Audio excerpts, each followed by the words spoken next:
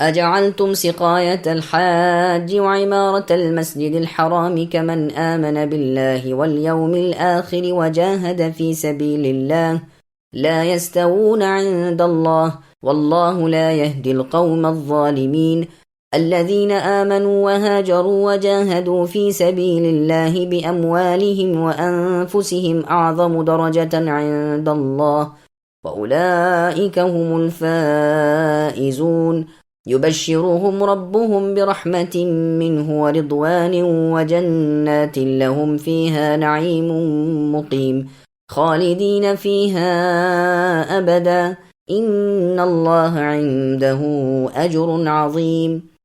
کیا تم نے اے مشرکو حاجیوں کو پانی دینا اور مسجد حرام کی خدمت کرنا اس کے برابر کر دیا ہے جو اللہ تعالیٰ پر اور آخرت کے دن پر ایمان لائے اور اللہ کی راہ میں جہاد کرے؟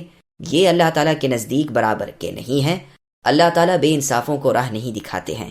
جو لوگ ایمان لائے، ہجرت کی اللہ کی راہ میں اور اپنے مال اور اپنی جان سے جہاد کیا، وہ اللہ تعالیٰ کے ہاں بہت بڑے مرتبے والے ہیں، اور یہی لوگ مراد پانے والے ہیں۔ انہیں ان کے رب خوشخبری دیتے ہیں اپنی رحمت کی اور رضامندی کی اور جنتوں کی، ان کے لیے وہاں دوامی نعمتیں ہیں، وہاں یہ ہمیشہ رہنے والے ہیں۔ اللہ تعالیٰ کے پاس یقیناً بہت بڑے ثواب ہیں۔ سامعین، اب ان آیتوں کی تفسیر سماعت کیجیے۔ ایمان کے بغیر نیک اعمال بے فائدہ ہیں۔ ابن عباس رضی اللہ عنہما فرماتے ہیں کہ کافروں کا قول تھا کہ بیت اللہ شریف کی خدمت اور حاجیوں کے پانی پلانے کی سعادت بہتر ہے ایمان اور جہاد سے۔ ہم چونکہ یہ دونوں خدمتیں انجام دے رہے ہیں، اس لیے ہم سے بہتر کوئی نہیں۔ اللہ تعالیٰ نے ان کا فخر و غرور اور حق سے تکبر اور منہ پھیرنا بیان فرمایا کہ میری آیتوں کی تمہارے سامنے تلاوت ہوتے ہوئے تم اس سے بے پرواہی سے منہ موڑ کر اپنی کتھا میں مشغول رہتے ہو، بس تمہارا گمان بے جا، تمہارا غرور غلط، تمہارا فخر نامناسب ہے۔ یوں بھی اللہ تعالیٰ کے ساتھ کا ایمان اور اللہ کی راہ کا جہاد بڑی چیز ہے، لیکن تمہارے مقابلے میں تو وہ اور بھی بڑی چیز ہے، کیونکہ تمہاری تو کوئی نیکی بھی ہو اسے شرک کا گھن کھا جاتا ہے۔ بس اللہ تعالیٰ فرماتے ہیں کہ یہ دونوں گروہ یعنی مسلمانوں کا اور کافروں کا برابر کے بھی نہیں، یہ تو اپنے تئیں اللہ کے گھر کو آباد کرنے والا کہتے تھے۔ اللہ تعالیٰ نے ان کا نام ظالم رکھا، اللہ تعالیٰ کے گھر کی ان کی خدمت بیکار کر دی۔ کہتے ہیں کہ عباس رضی اللہ عنہ نے اپنی قید کے زمانے میں کہا تھا کہ تم اگر اسلام و جہاد میں تھے تو ہم بھی اللہ تعالیٰ کے گھر کی خدمت اور حاجیوں کو آرام پہنچانے میں تھے۔ اس پر یہ آیت اتری کہ شرک کے وقت کی نیکی بیکار ہے۔ صحابہ کرام رضی اللہ عنہم نے ان پر جب لے دے شروع کی تو عباس رضی اللہ عنہ نے کہا تھا کہ ہم مسجد حرام کے متولی تھے، ہم غلاموں کو آزاد کرتے تھے، ہم بیت اللہ شریف کو غلاف چڑھاتے تھے، ہم حاجیوں کو پانی پلاتے تھے۔ اس پر یہ آیت اتری۔ یہ سب روایتیں تفسیر ابن جریر طبری میں ہیں۔ نیز مروی ہے کہ یہ گفتگو عباس اور علی رضی اللہ عنہما میں ہوئی تھی۔ مروی ہے کہ طلحہ بن شیبہ، عباس بن عبد المطلب، علی بن ابی طالب رضی اللہ عنہم بیٹھے بیٹھے اپنی بزرگیاں بیان کرنے لگے۔ طلحہ نے کہا، میں بیت اللہ کا کنجی بردار ہوں، میں اگر چاہوں وہاں رات گزار سکتا ہوں۔ عباس رضی اللہ عنہ نے کہا، میں زمزم کا پانی پلانے والا ہوں اور اس کا نگہبان ہوں، اگر چاہوں مسجد میں ساری رات رہ سکتا ہوں۔ علی رضی اللہ عنہ نے کہا، میں نہیں جانتا کہ تم دونوں صاحب کیا کہہ رہے ہو، میں نے لوگوں سے 6 ماہ پہلے قبلے کی طرف نماز پڑھی ہے، میں مجاہد ہوں۔ اس پر یہ آیت اتری۔ عباس رضی اللہ عنہ نے اپنا ڈر ظاہر کیا کہ کہیں میں چاہے زمزم کے پانی کے عہدے سے نہ ہٹا دیا جاؤں، تو رسول اللہ نے فرمایا، نہیں، تم اپنے اس منصب پر قائم رہو، تمہارے لیے اس میں بھلائی ہے۔ یہ روایت تفسیر عبد الرزاق نیز ابن جریر طبری کی ہے۔ اس آیت کی تفسیر میں ایک مرفوع حدیث وارد ہوئی ہے جس کا ذکر بھی یہاں ضروری ہے۔ چنانچہ نعمان بن بشیر رضی اللہ عنہ کہتے ہیں کہ ایک شخص نے کہا، اسلام کے بعد اگر میں کوئی عمل نہ کروں تو مجھے پرواہ نہیں بجز اس کے کہ میں حاجیوں کو پانی پلاؤں۔ دوسرے نے اسی طرح مسجد حرام کی آبادی کو کہا، تیسرے نے اسی طرح اللہ کی راہ کے جہاد کو کہا۔ عمر رضی اللہ عنہ نے انہیں ڈانٹ دیا اور فرمایا، منبر رسول صلی اللہ علیہ وسلم کے پاس آوازیں بلند نہ کرو۔ یہ واقعہ جمعے کے دن کا ہے۔ جمعے کے بعد ہم سب رسول اللہ صلی اللہ علیہ وسلم کے پاس حاضر ہوئے اور رسول اللہ سے پوچھا تو اللہ تعالیٰ نے یہ آیت نازل فرمائی۔ یہ روایت بھی مسند احمد نیز تفسیر ابن جریر طبری کی ہے، اور صحیح مسلم اور مسند احمد کی روایت میں یوں ہے کہ عمر رضی اللہ نے وعدہ کیا تھا کہ نماز جمعہ کے بعد میں رسول اللہ سے جا کر یہ بات دریافت کر لیتا ہوں جس پر یہی آیت اتری۔ يا أيها الذين آمنوا لا تتخذوا آباءكم وإخوانكم أولياء إن استحبوا الكفر على الإيمان ومن يتولهم منكم فأولئك هم الظالمون قل إن كان آباؤكم وأبناؤكم وإخوانكم وأزواجكم وعشيرتكم وأموال اقترفتموها وتجارة تخشون كسادها ومساكن ترضونها أحب إليكم من الله ورسوله وجهاد في سبيله فتربصوا حتى يأتي الله بأمره والله لا يهدي القوم الفاسقين۔ اے ایمان والو، تم دوست نہ بناؤ اپنے باپوں کو اور اپنے بھائیوں کو اگر وہ کفر کو اسلام سے زیادہ عزیز رکھیں۔ تم میں سے جو بھی ان سے محبت رکھے وہ پورا گنہگار ظالم ہے۔ اے نبی کہہ دیجئے کہ اگر تمہارے باپ اور تمہارے لڑکے اور تمہارے بھائی اور تمہاری بیویاں اور تمہارے کنبے قبیلے اور تمہارے کمائے ہوئے مال اور وہ تجارت جس کی کمی سے تم ڈرتے ہو اور وہ حویلیاں جنہیں تم پسند کرتے ہو، اگر یہ سب تمہیں اللہ تعالیٰ سے اور اللہ کے رسول سے اور اللہ کی راہ کے جہاد سے بھی زیادہ عزیز ہیں تو تم اللہ تعالیٰ کے حکم سے عذاب کے آنے کا انتظار کرو، اور اللہ تعالیٰ فاسقوں کو ہدایت نہیں کرتے۔ سامعین، اب ان آیتوں کی تفسیر سماعت کیجیے۔ ترک موالات و مودت کا حکم۔ اللہ تعالیٰ کا کافروں سے ترک موالات کا حکم دیتے ہیں، ان کی دوستیوں سے روکتے ہیں، گو وہ ماں باپ ہوں، بہن بھائی ہوں، بشرط یہ کہ وہ کفر کو اسلام پر پسند کریں۔ اور سورہ مجادلہ کی آیت نمبر 22 میں ہے لا تجد قوم یؤمنون باللہ الآیہ، یعنی اے نبی اللہ پر اور قیامت پر ایمان لانے والوں کو آپ ہرگز اللہ تعالیٰ اور رسول اللہ کے دشمنوں سے دوستیاں کرنے والا نہیں پائیں گے، گو وہ ان کے باپ ہوں یا بیٹے ہوں یا بھائی ہوں یا رشتہ دار ہوں۔ یہی لوگ ہیں جن کے دلوں میں ایمان لکھ دیا ہے اور اپنی خاص رحمت سے ان کی تائید فرمائی ہے، انہیں نہروں والی جنت میں پہنچائیں گے۔ بیہقی میں ہے ابو عبیدہ بن جراح رضی اللہ عنہ کے باپ نے جنگ بدر والے دن ان کے سامنے اپنے بتوں کی تعریفیں شروع کی۔ آپ نے اسے ہر چند روکنا چاہا لیکن وہ بڑھتا ہی چلا گیا۔ باپ بیٹوں میں جنگ شروع ہو گئی۔ آپ رضی اللہ عنہ نے اپنے باپ کو قتل کر دیا۔ اس پر آیت لا تجد قوما نازل ہوئی ہے، لیکن یہ روایت منقطع ہے۔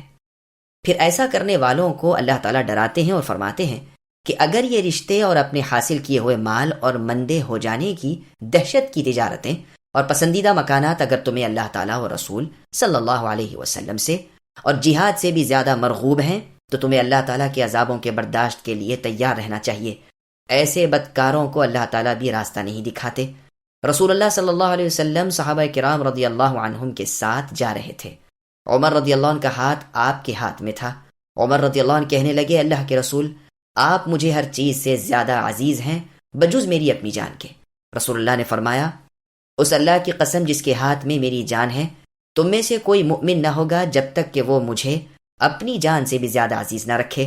عمر رضی اللہ عنہ نے فرمایا اللہ کی قسم اب آپ کی محبت مجھے اپنی جان سے بھی زیادہ ہے۔ رسول اللہ نے فرمایا اب اے عمر تم مؤمن ہو گئے۔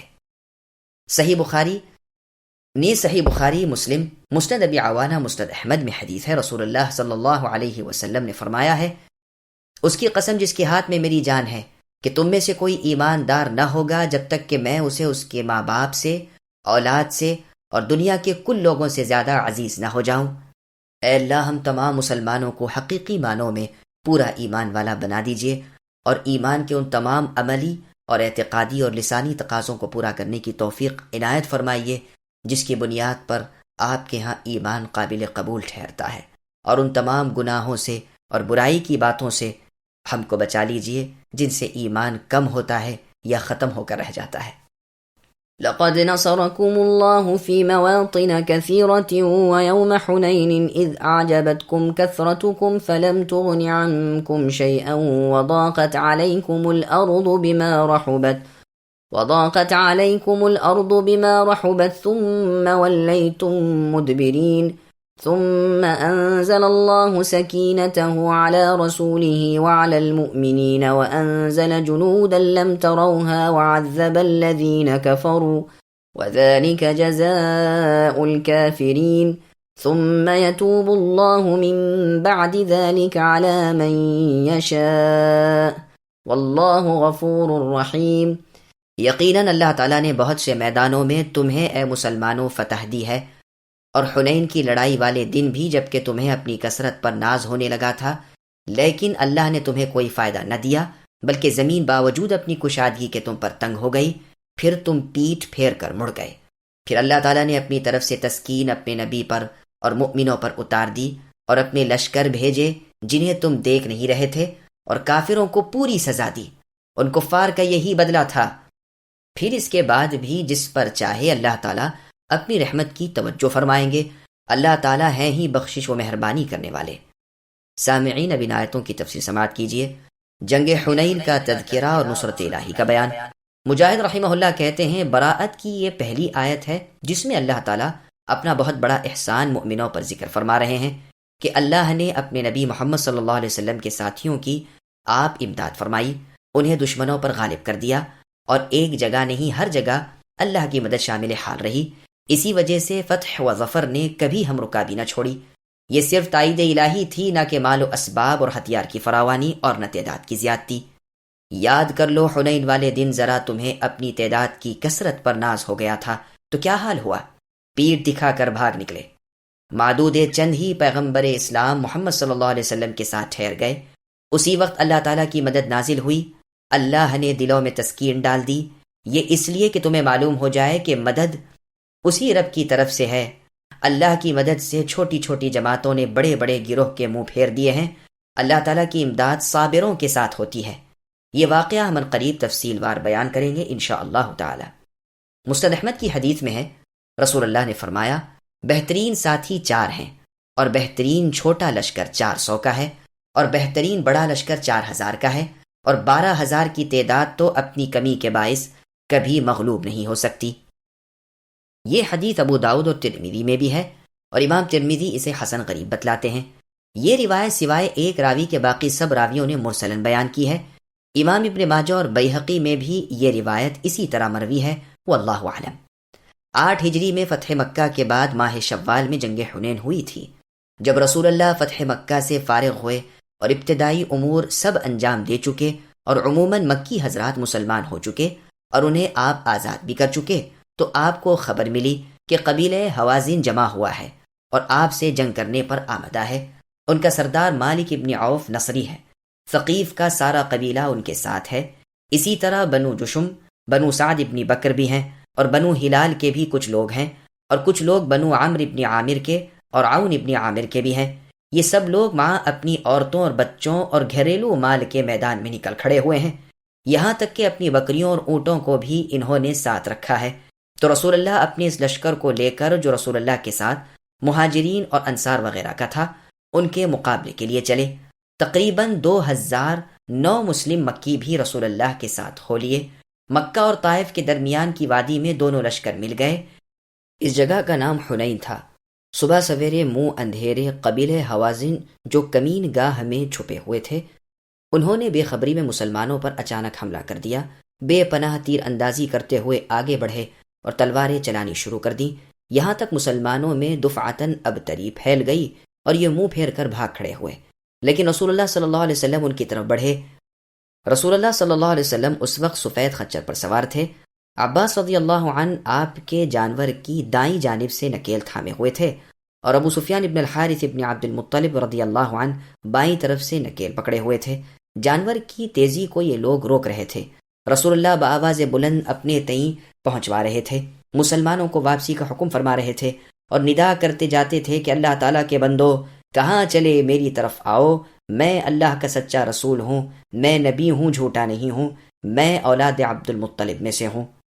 رسول اللہ کے ساتھ اس وقت صرف 80 یا 100 کے قریب صحابہ رہ گئے تھے. ابو بکر، عمر، عباس، علی، فضل بن عباس، ابو سفیان ابن الحارث، ایمن ابن ام ایمن، اسامہ بن زید رضی اللہ عنہم وغیرہ آپ کے ساتھ ہی تھے. پھر رسول اللہ نے اپنے چچا عباس رضی اللہ عنہ کو، جو بہت بلند آواز والے تھے، حکم دیا کہ درخت کے نیچے بیعت کرنے والے میرے صحابیوں کو آواز دیجئے کہ وہ نہ بھاگیں. پس رسول اللہ صلی اللہ علیہ وسلم نے یہ کہہ کر کہ اے ببول کے درخت تلے بیعت کرنے والو، اے سورہ بقرہ کے حاملو، پس یہ آواز ان کے کانوں میں پہنچی تھی کہ انہوں نے ہر طرف سے لبیک لبیک کہنا شروع کیا کہ ہم حاضر ہیں، ہم حاضر ہیں، اور آواز کی جانب لپک پڑے اور اسی وقت لوٹ کر رسول اللہ کے آس پاس آ کر کھڑے ہو گئے، یہاں تک کہ اگر کسی کا اونٹ اڑ گیا تو اس نے اپنی ذرہ پہن لی، اونٹ پر سے کود گیا اور پیدل رسول اللہ صلی اللہ علیہ وسلم کی خدمت میں حاضر ہو گیا۔ جب کچھ جماعت رسول اللہ کے ارد گرد جمع ہو گئی، رسول اللہ نے اللہ تعالیٰ سے دعا مانگنی شروع کی کہ باری تعالیٰ، جو وعدہ آپ نے میرے ساتھ کیا ہے اسے پورا فرمائیے۔ پھر رسول اللہ نے زمین سے مٹی کی ایک مٹھی بھر لی اور اسے کافروں کی طرف پھینکا، جس سے ان کی آنکھیں اور ان کا منہ بھر گیا، وہ لڑائی کے قابل نہ رہے۔ ادھر مسلمانوں نے ان پر دھاوا بول دیا، ان کے قدم اکھڑ گئے، بھاگ نکلے، مسلمانوں نے ان کا پیچھا کیا اور مسلمانوں کی باقی فوج رسول اللہ کے پاس پہنچی۔ اتنی دیر میں تو انہوں نے ان کفار کو قید کر کے رسول اللہ کے سامنے ڈھیر کر دیا۔ مسند احمد میں ہے ابو عبد الرحمن فہری رضی اللہ عنہ، جن کا نام یزید ابن اسید ہے یا یزید ابن انیس ہے اور کرز بھی کہا گیا ہے، فرماتے ہیں کہ میں اس معرکے میں رسول اللہ صلی اللہ علیہ وسلم کے ساتھ تھا۔ دن سخت گرمی والا تھا، دوپہر کو ہم درختوں کے سائے کے تلے ٹھہر گئے۔ سورج ڈھلنے کے بعد میں نے اپنے ہتھیار لگا لیے اور اپنے گھوڑے پر سوار ہو کر رسول اللہ کے خیمے میں پہنچا۔ سلام کے بعد میں نے کہا، اے اللہ کے رسول، ہوائیں ٹھنڈی ہو گئی ہیں۔ رسول اللہ نے فرمایا، ہاں ٹھیک ہے۔ پھر آپ نے بلال رضی اللہ عنہ کو آواز دی۔ اس وقت بلال رضی اللہ عنہ ایک درخت کے سائے میں تھے۔ رسول اللہ کی آواز سنتے ہی پرندے کی طرح گویا اڑ کر لبیک و سعدیک وانا فداؤک کہتے ہوئے حاضر ہوئے، یعنی میں حاضر ہوں اور آپ پر فدا ہو جاؤں۔ رسول اللہ نے فرمایا، میری سواری کسو۔ اسی وقت انہوں نے زین نکالی جس کے دونوں پلے کھجور کی رسی کے تھے، جس میں کوئی فخر و غرور کی چیز نہ تھی۔ جب کس چکے تو رسول اللہ سوار ہوئے، ہم نے صف بندی کر لی۔ شام اور رات اسی طرح گزری، پھر دونوں لشکروں کی مٹ بھیڑ ہو گئی تو مسلمان بھاگ کھڑے ہوئے، جیسے قرآن نے ذکر فرمایا ہے۔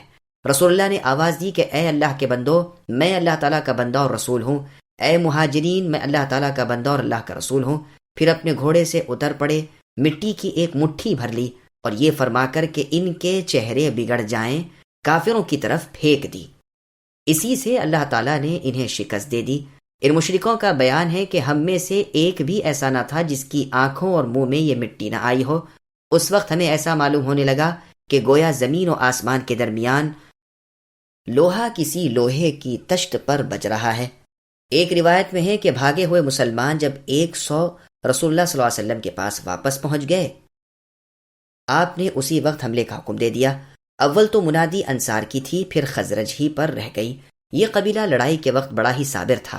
رسول اللہ نے اپنی سواری پر سے میدان جنگ کا نظارہ دیکھا اور فرمایا، اب لڑائی گرما گرمی سے ہو رہی ہے۔ اس میں ہے کہ اللہ تعالیٰ نے جس کافر کو چاہا قتل کرا دیا، جسے چاہا قید کرا دیا، اور ان کے مال اور اولادیں اپنے نبی محمد صلی اللہ علیہ وسلم کو فیء میں دلا دیں۔ یہ روایت مسلم، مسند احمد، عبد الرزاق وغیرہ کی ہے۔ برا بن عازب رضی اللہ عنہ سے کسی نے کہا کہ اے ابو عمارہ، کیا آپ لوگ رسول اللہ کے پاس سے حنین والے دن بھاگ نکلے تھے، یعنی جنگ میں؟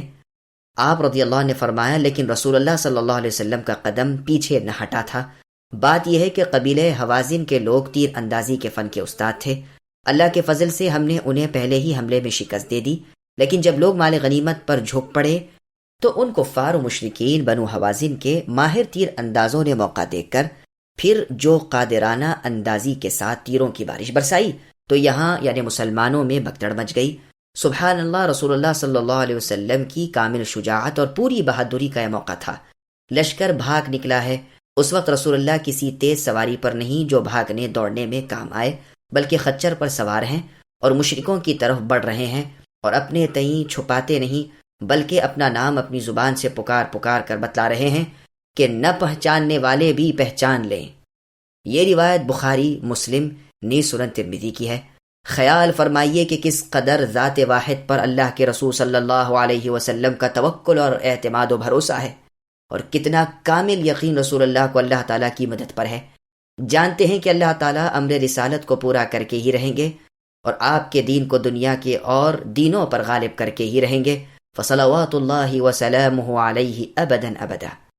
اب اللہ تعالیٰ اپنے نبی محمد صلی اللہ علیہ وسلم پر اور مسلمانوں کے اوپر سکینت نازل فرماتے ہیں اور اپنے فرشتوں کا لشکر بھیجتے ہیں جنہیں کوئی نہ دیکھتا تھا۔ ایک مشرک کا بیان ہے کہ حنین والے دن جب ہم مسلمانوں سے لڑنے لگے، ایک بکری کا دودھ نکالا جائے اتنی دیر بھی ہم نے انہیں اپنے سامنے جمنے نہیں دیا، فوراً بھاگ کھڑے ہوئے اور ہم نے ان کا تعاقب شروع کیا، یہاں تک کہ ہمیں ایک شخص سفید خچر پر سوار نظر پڑے۔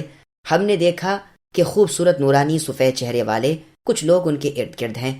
ان کی زبان سے نکلا کہ تمہارے چہرے بگڑ جائیں، واپس لوٹ جاؤ، بس یہ کہنا تھا کہ ہمیں شکست ہو گئی، یہاں تک کہ مسلمان ہمارے کندھوں پر سوار ہو گئے، یعنی ہمیں مغلوب کر دیا، قتل کیا اور قید و بند کی سزا میں ہم گرفتار کیے گئے۔